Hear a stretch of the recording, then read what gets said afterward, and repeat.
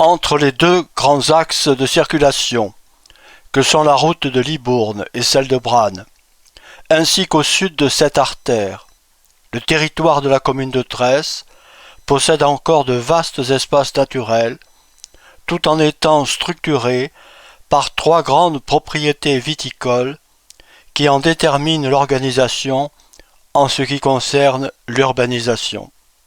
Cette vidéo tente d'expliquer comment un territoire agricole et rural a progressivement évolué au fil de ces 2 derniers siècles pour aboutir à la situation actuelle où il n'existe plus qu'une poignée d'exploitations agricoles de grande taille.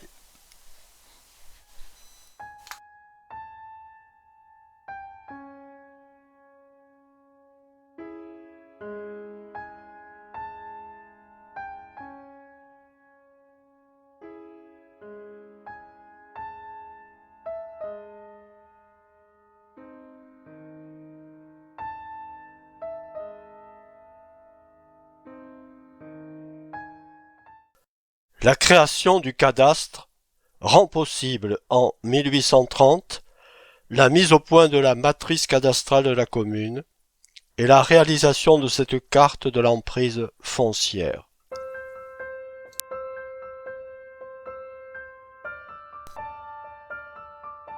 Trois propriétés dépassent 90 hectares. Elles occupent le cœur de la commune de Tresse. Ce sont les domaines de Palot, Lizaine et Biré. En 1830, les héritiers de Biré, famille issue de la noblesse, sont encore à la tête d'un domaine de 100 hectares.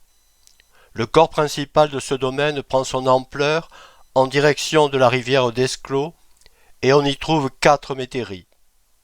Une 5e, Merle, est séparée de cet ensemble.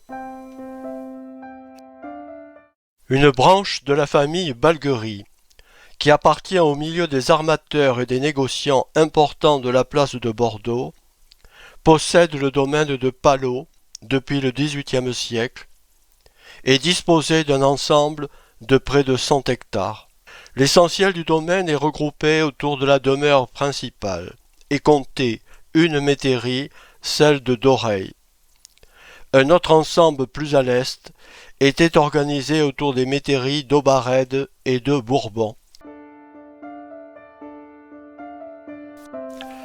Dans les premières années du XIXe siècle, M. Delors, pharmacien à Bordeaux, achète aux enchères à la famille de Jean Laporte un domaine de 95 hectares qu'il conservera jusqu'à sa mort en 1850. Le domaine qui porte son nom dans le cadastre s'étend du château jusqu'à la route de Branne. Il compte 4 métairies.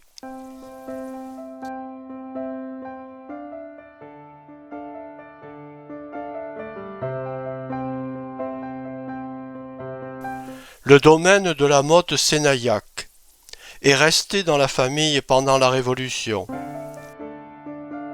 Une partie des terres se trouve sur Artigues.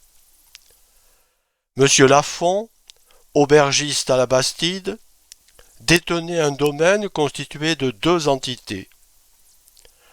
Au sud de la route de Branne, le citoyen Mathieu a racheté le domaine de Fontenille, abandonné par la famille de nobles ayant fui pendant la Révolution. 2 propriétés ont une 40aine d'hectares. Le domaine de La Roche, qui appartient en 1830 à M. Besselance, s'insère entre la limite communale et les propriétés voisines. Celui de Belêtre-les-Ormes, propriété de la famille Lespiau, jouxte le domaine de Laburte, qui appartenait à une autre branche de la famille Balguerie. Ces 2 domaines possèdent des métairies comme celle de Chattard, qui deviendra plus tard une résidence privée.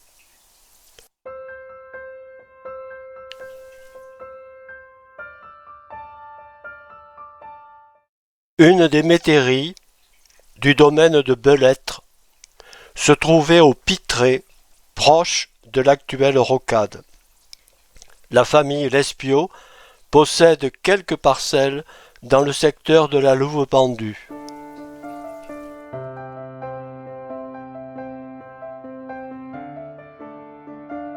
Le domaine de Bellevue semble avoir été constitué par achats successifs de terrains agricoles, ce qui a permis la constitution d'un ensemble de 4 métairies, dont celle de Fabre.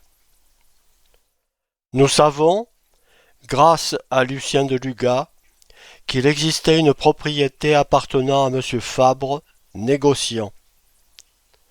Nous formulons l'hypothèse que les biens conservés par la famille jusqu'en 1817 ont été partagés ou repris par plusieurs propriétaires, dont M. Lafont, ainsi que d'autres installés à Guignan, la veuve Allot, ou au bourg de Tresse, la veuve Faupier. Cela se traduit par un parcellaire émietté, de multiples changements de propriétaires au fil des années, ce qui a favorisé la forte urbanisation actuelle dans cette zone, en même temps que disparaissait toute activité agricole. L'immense domaine de la Motte-Sénaillac a finalement été conservé par la famille à la fin de la Révolution. C'est M. Dufour, maire à Artigues et député, qui gère pour le compte de son épouse ce vaste ensemble de terres qui compte 3 métairies sur Tresse, dont 2 sont aujourd'hui visibles. Celle de Bouzigues ayant été restaurée. «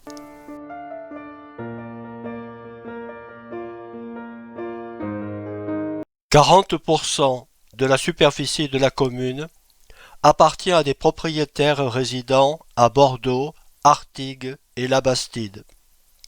Ce pourcentage est certainement un peu plus important, car il dépend du choix du propriétaire de déterminer au moment de l'inscription sur la matrice cadastrale si son lieu de résidence est à Bordeaux ou à Tresse.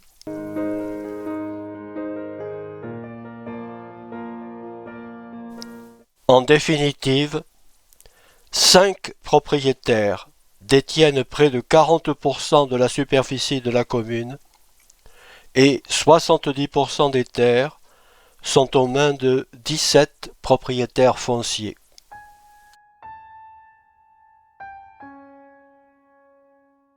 À la veille de la Première Guerre mondiale, la grande propriété n'a pas disparu à Tresse, mais elle s'est émiettée, car on voit apparaître un pourcentage plus important de propriétés de 2 à 20 hectares. Ce processus tient à la vente de parcelles par des propriétaires et également à la division des biens au moment des successions.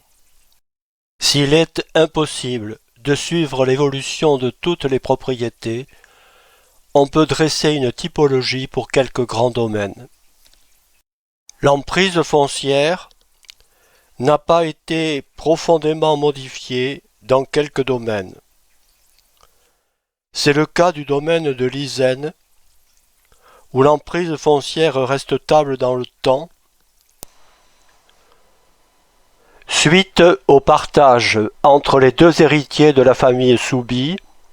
La propriété a été fractionnée pendant ces dernières années, avant d'être reconstituée en 2021.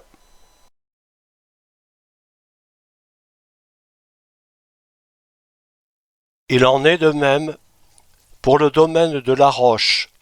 Au nord, les espaces en châtaignier ont été acquis en 1923 par une entreprise de tonnellerie, et au sud, des terrains ont été vendus ou cédés à la commune.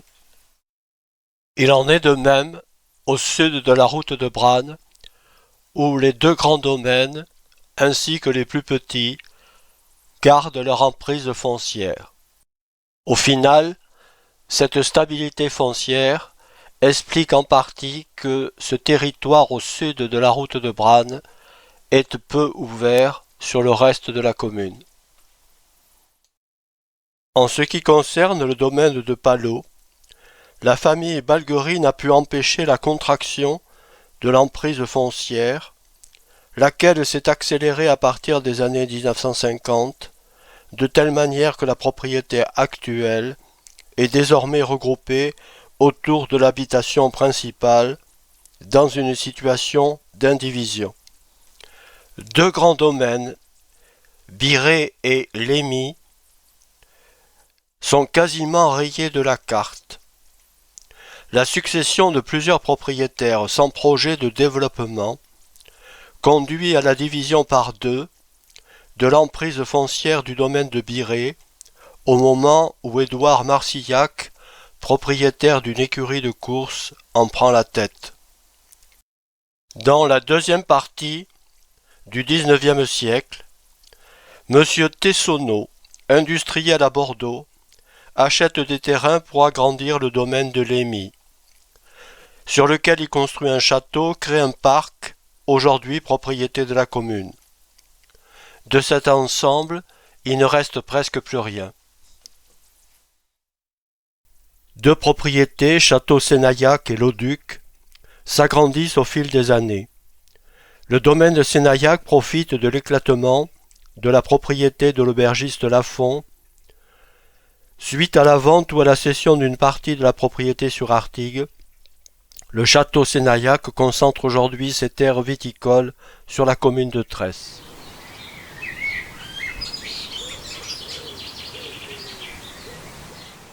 En 1830, l'Auduc n'était qu'une métairie du domaine Rivasseau à Pompignac.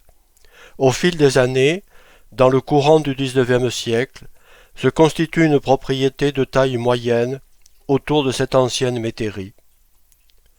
À la fin du XXe siècle, les actuels propriétaires achètent des terres environnantes, et notamment celles du domaine de Bellevue. Car, comme le montre le graphique, on assiste à un effondrement du nombre des exploitations agricoles sur la commune de Tresse.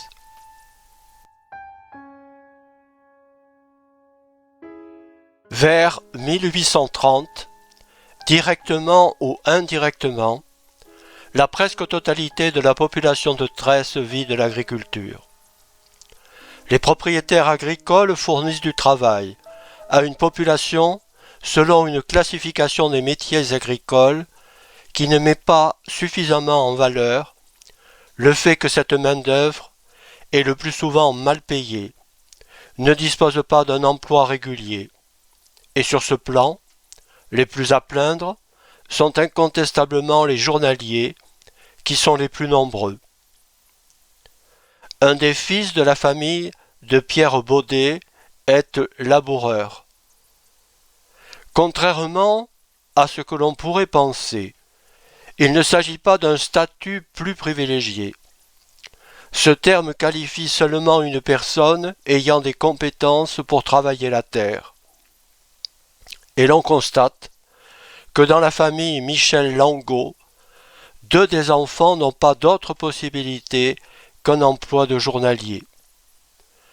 Les grandes propriétés confient l'exploitation agricole à des métayers qui suivent les directives qui leur sont données. Ils apportent du travail, paient un revenu aux propriétaires selon les termes du contrat. Le métayer peut recruter des personnes, comme dans la famille Arnaud Baron, qui dispose d'un valet de ferme utilisé dans les travaux agricoles.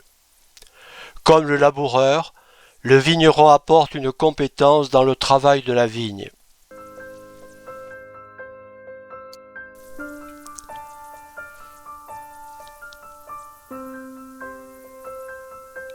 L'inventaire réalisé au moment de la vente de l'Isène à la fin du XVIIIe siècle montre que le matériel agricole utilisé est rare, si bien qu'il apparaît clairement que c'est seulement le travail humain qui permet d'assurer les travaux agricoles. Si l'arère a été remplacé par la charrue, la technique demeure encore primitive au début du XIXe siècle. Il s'agit d'ouvrir un sillon et de retourner la terre grâce au versoir.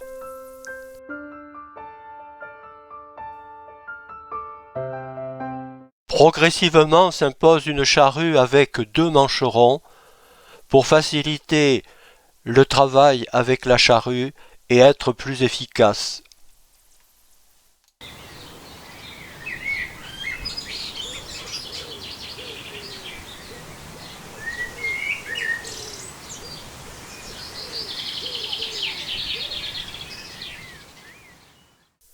Manier les différents outils agricoles, demander une force physique importante.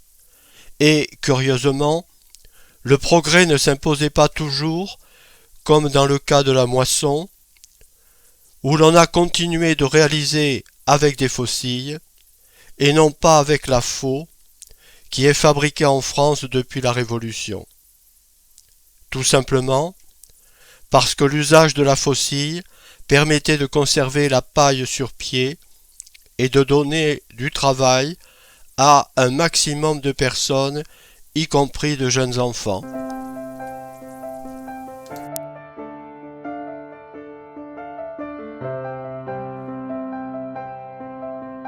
Si les métayers sont plus nombreux en 1848 qu'en 1830, le statut de journalier disparaît, remplacé par celui de vigneron.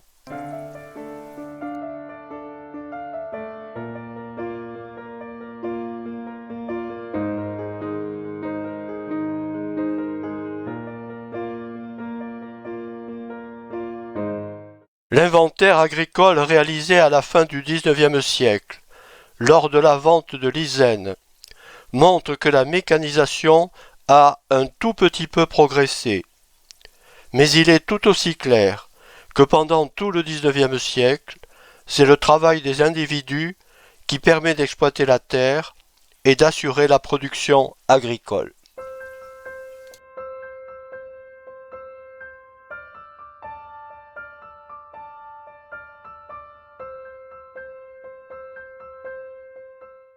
Cette main-d'œuvre vient aussi de départements plus lointains.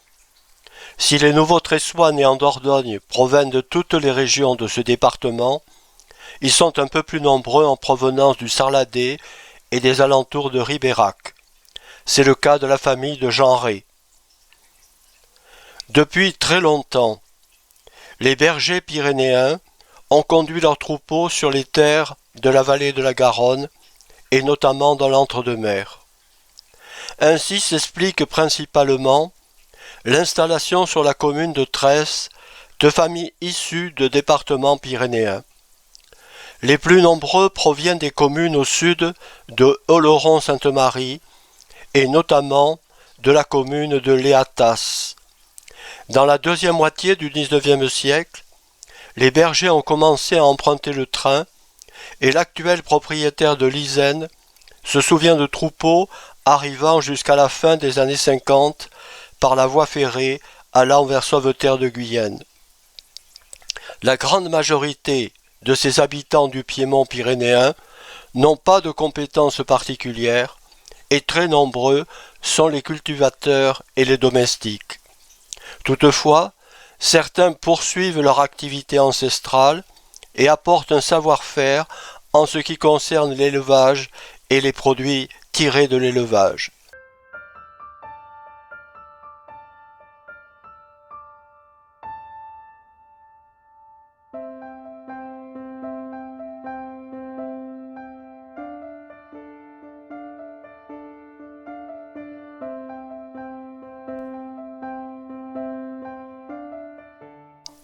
En 1906, la commune de Tresse est toujours autant agricole et rurale. Les métayers se retrouvent probablement parmi les cultivateurs. Les fermiers ont un statut meilleur que les métayers, mais à travers l'exemple de Pierre de Lugat, on peut se rendre compte que le propriétaire fixe dans le cadre du contrat un certain nombre d'exigences et détermine également un prix de la ferme dont les montants sont connus et doivent être versés par anticipation, quelle que soit la situation économique. Il se trouve que la propriété de Lizaine sera vendue peu de temps après la signature du contrat et que ce fermier sera remercié par le nouveau propriétaire, comme cela avait été également prévu dans le contrat.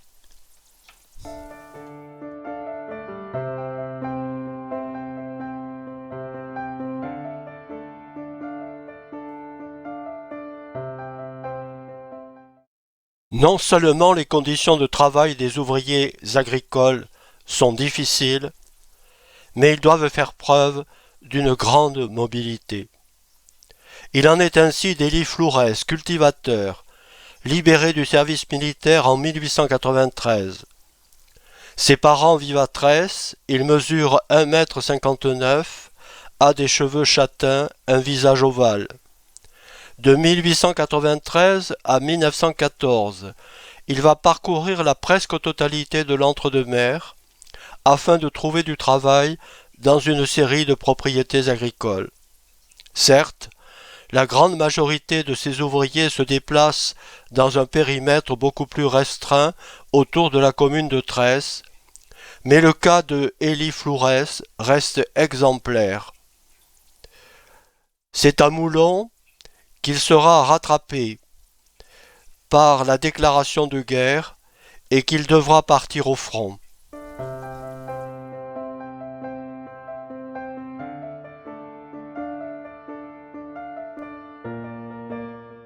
Si des batteuses propulsées à la vapeur apparaissent dans les grandes propriétés à la fin du XIXe siècle, il faut tout de même beaucoup de main-d'œuvre et sur cette photo, on compte au moins une vingtaine de personnes.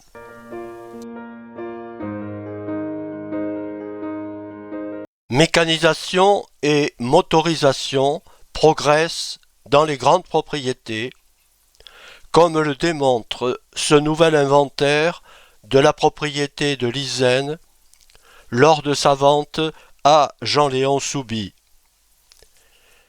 Il y a désormais un tracteur à Lizaine, mais aussi à Sénaillac. Plusieurs types de charrues sont utilisés. Pour autant, rares sont les propriétés qui disposent d'un tracteur.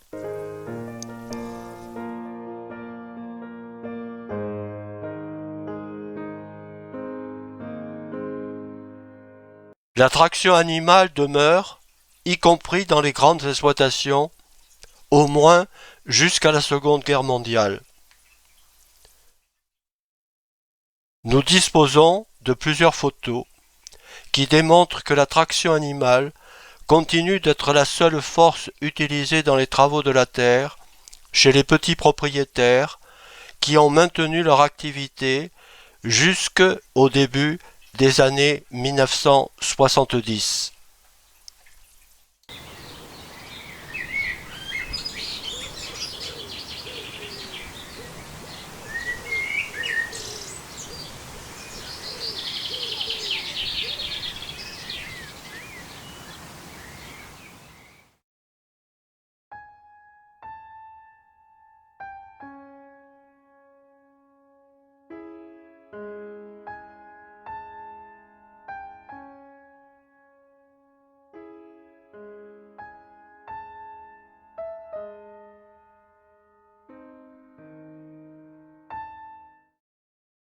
L'occupation du sol en 1830, selon la matrice cadastrale, peut apparaître comme une véritable mosaïque. En fait, les terres labourables arrivent largement en tête avec 30% de la superficie de la commune, suivies, dans des proportions assez proches, par les bois, les jouals et la vigne. La dispersion des terres cultivées dans l'espace s'explique par la pratique de la polyculture et la nécessité pour chaque exploitation d'avoir sa propre production. Notons cependant la moindre présence de terres labourées au sud de la commune. Le rapport que fait le maire de Tresse, Jean Balguerie, en 1792, permet de préciser deux choses. Le blé est la culture prédominante et le rendement de cette céréale était particulièrement médiocre, même si l'élu a certainement tendance à exagérer la faiblesse de la production.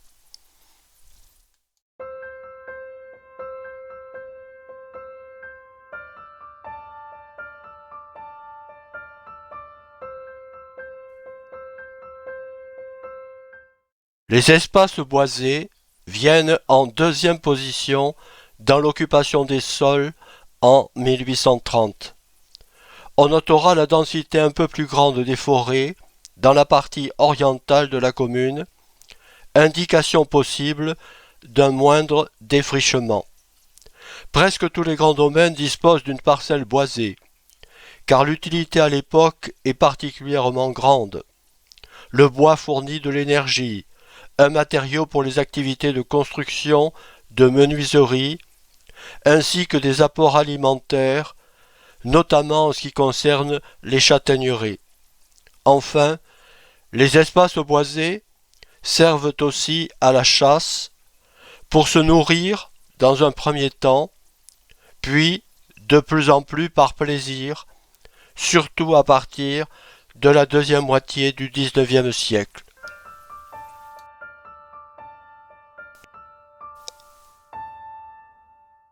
Outre les parcelles de vignes, on trouve principalement des jouals, c'est-à-dire des parcelles où la vigne est associée aux arbres fruitiers, tandis qu'entre les rangées, on pratique un certain nombre de cultures intercalaires.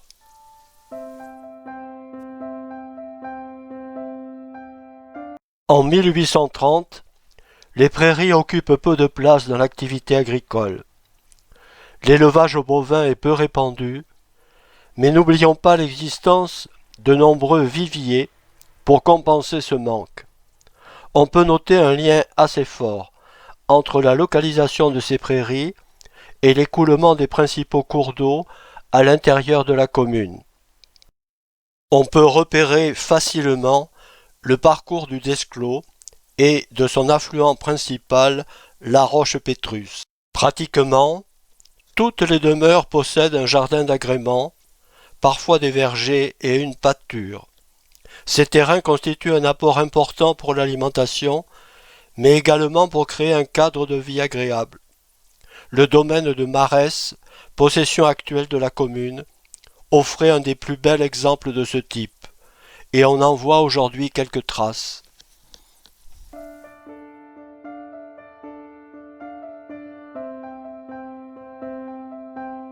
La gestion de l'occupation du sol ne s'organise pas dans les grandes propriétés en fonction de leur taille, mais en relation avec les différentes métairies qui reproduisent presque toutes le même modèle, à savoir la polyculture. Ainsi, aussi bien dans le domaine de Palot que dans celui de Biré, on trouve dans chaque métairie une part de terre labourable, de vignes, de prés et de bois. Toutefois, considérée globalement, chacune de ces grandes propriétés se démarque par des pourcentages d'occupation du sol différents. On peut en donner 3 exemples à travers le cas de Palot, où 44% de la superficie est consacrée au boisement, terres labourables et boisement en part à peu près équivalente dans le domaine de Biré, tandis que celui de Sénaillac donne beaucoup de place aux terres labourables.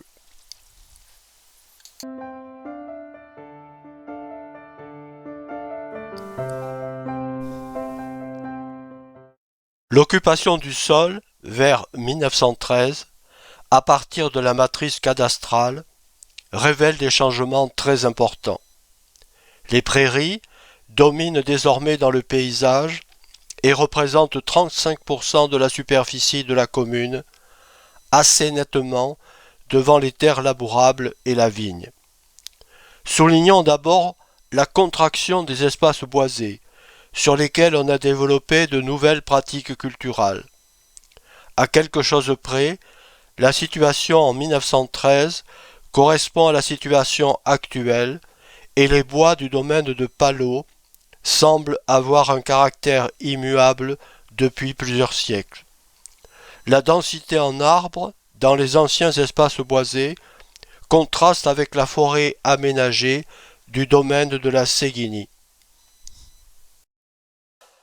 La spectaculaire progression des prairies s'explique par la non-obligation de produire des céréales sur place, par la demande toujours plus forte en produits laitiers et en viande de la ville de Bordeaux, et enfin parce que le développement de l'élevage exige moins de main-d'œuvre. Ce changement est optimal dans la propriété de taille moyenne de Marès, au cœur de la commune, et très marqué également dans les domaines de la Séguinie et de Sénaillac.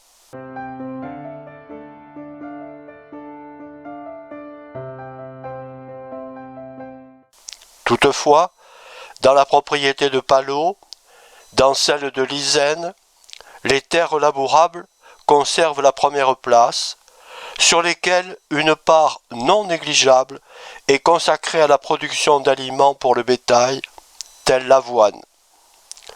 Les bovins, et notamment les vaches laitières, occupent désormais la première place devant les brebis et les chevaux. Globalement, les bovins sont dispersés dans un très grand nombre d'exploitations et seules 2 d'entre elles en comptent plus de 20. Anthony Quérut, à lui seul, en possède 19. Le lait est de plus en plus traité dans des laiteries industrielles, comme l'écrit la propriétaire de Lizaine au moment de vendre son domaine. L'une se trouvant à Pompignac, l'autre à la Benoge, les deux fusionnant dans le courant du XXe siècle pour donner naissance plus tard à une laiterie industrielle connue pour la production de cacolac. La pratique de l'élevage laitier est encore très ancrée dans la commune de Tresse jusqu'à la fin des années 80. Au sortir de la Première Guerre mondiale, il y avait encore au moins 2 grands troupeaux de brebis sur les terres de la commune, sans oublier la transhumance qui s'est poursuivie jusqu'à la Seconde Guerre mondiale.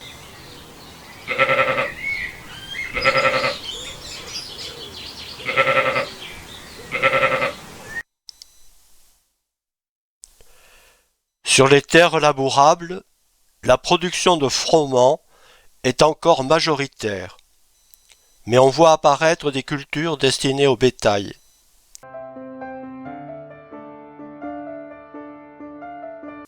Ces dernières continuent de progresser jusqu'à la Première Guerre mondiale et la part du blé tombe à 30%.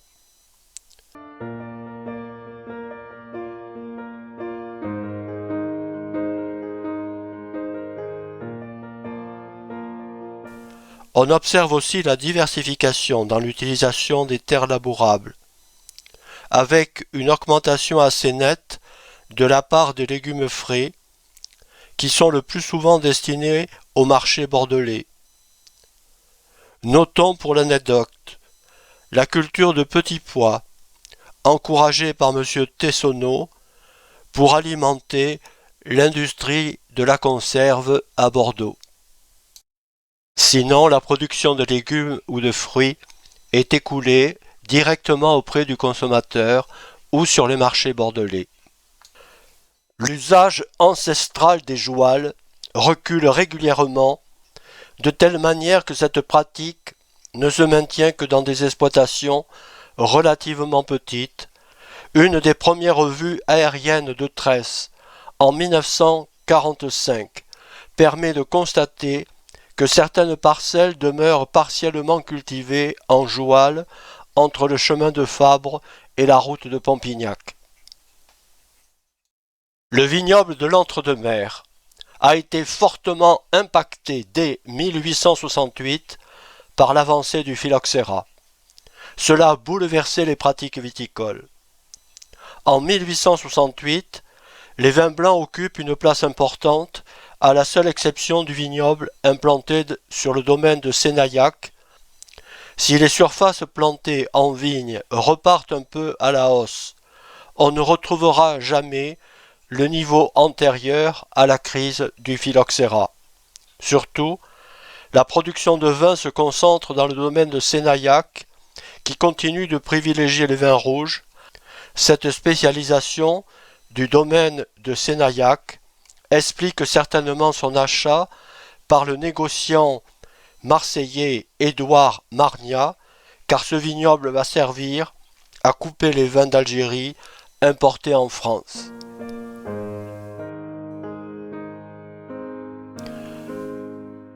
Quelle que soit la taille de la propriété, les vendanges ont toujours été un moment festif, comme le prouve toute une série de photos qui ont été communiquées à Lucien de Lugat dans le cadre de ses recherches sur tresse.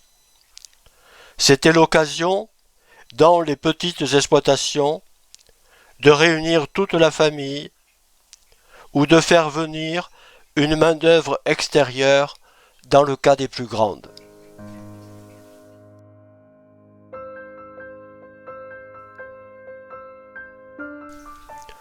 Progressivement, au long du XXe siècle, le vignoble se concentre sur 3 exploitations, celle de Sénaillac, de Lizaine et un nouveau venu, le domaine de l'Auduc. En 2000, il reste encore une grande parcelle dans le secteur de Rives, près de la route de Branne, et un ensemble plus vaste en plein cœur de la commune, dans le domaine de Sauzetour, où en 1960, Robert Escarpit était venu participer à la vendange. En 2017, ce vignoble se développe encore sur la pente dominée par l'ancienne métairie de Sauzetour. En 2020, les pieds de vigne ont été arrachés.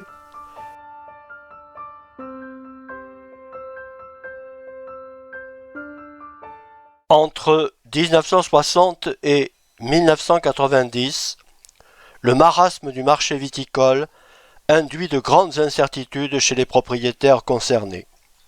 Le domaine de Sénaillac ne remet pas en cause la culture de la vigne, mais le marasme explique certainement la vente de cette propriété par la famille Margnat. En ce qui concerne Lizaine, le fils qui reprend la propriété décide d'abandonner la viticulture au profit de la plantation de vergers de pommes, lesquels sont stockés dans un hangar réfrigéré et distribués localement, souvent avec le véhicule de la propriété. Cette tentative va avorter d'autant plus facilement que le marché viticole redevient porteur, ce qui conduit ces 3 propriétés viticoles à développer la notion de château et la mise en bouteille dans la propriété.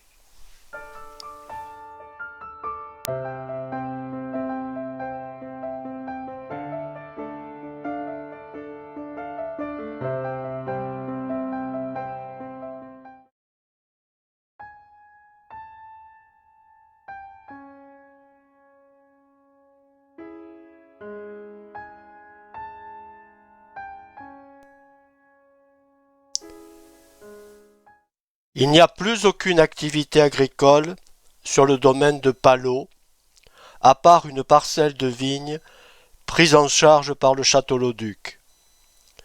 Comme dans bon nombre d'autres propriétés, on continue de pratiquer la fenaison à la fin du printemps, que ce soit pour les éleveurs de la commune ou pour ceux des communes voisines. Toutes les parcelles ne sont pas concernées et certaines demeurent en friche toute l'année.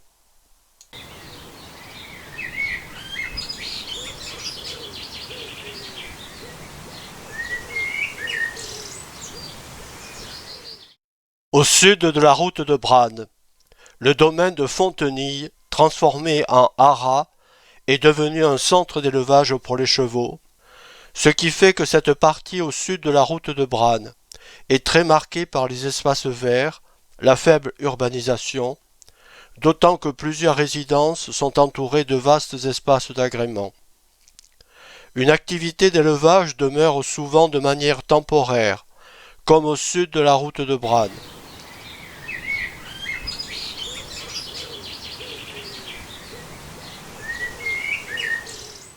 En revanche, à Aubared, l'entreprise Salabert, basée à Fargues-Saint-Hilaire, maintient une activité d'élevage dans le cadre d'une société qui pratique le commerce d'animaux vivants.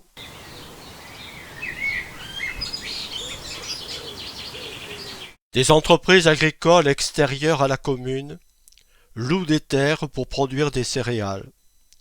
C'est le cas au Bérinet, de manière très irrégulière. Par contre, un gros exploitant du sud de la Gironde vient régulièrement ensemencer, le plus souvent en maïs, la trentaine d'hectares du domaine de La Roche.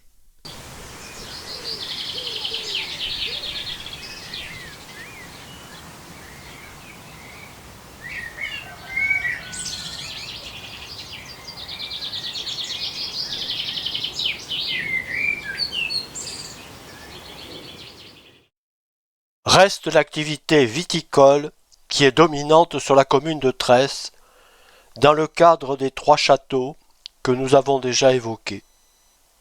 Le château Sénaillac est depuis 2015 la propriété d'une actrice chinoise qui a commencé à acheter des terres viticoles dans le Saint-Émilion dès 2011 avant d'élargir son emprise sur plusieurs terroirs de la Gironde afin d'être en mesure de proposer des vins de qualité différentes sur le marché chinois. Des investissements importants sont réalisés pour déployer la vigne sur les meilleurs emplacements et pour renouveler les cépages.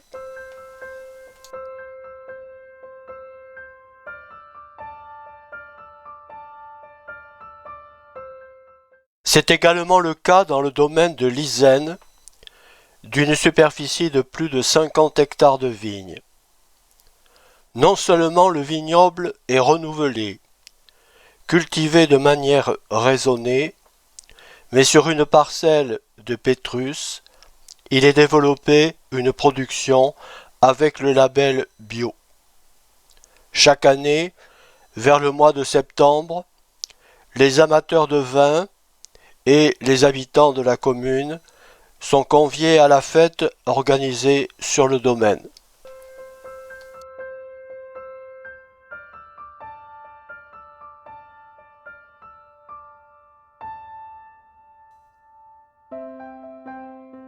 Le domaine de l'Auduc s'est transformé récemment pour devenir une propriété qui se consacre exclusivement à la viticulture, en élargissant son emprise foncière grâce à la reprise du domaine de Bellevue. Les propriétaires du château Lauduc interviennent aussi sur la parcelle de vigne du domaine de Palot, ont acheté les terres de l'ancienne métairie de Bourbon à Jolibois et agrandi la propriété familiale avec des vignobles sur d'autres communes.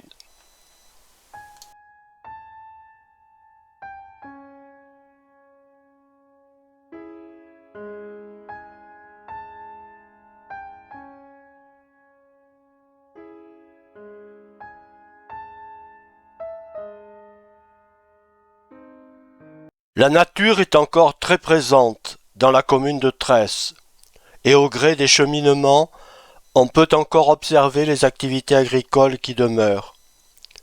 Les évolutions ont tout de même été extrêmement fortes sur un demi-siècle, et les années qui viennent permettront de mesurer la résistance de cette économie agricole et de la propriété foncière face à la pression urbaine.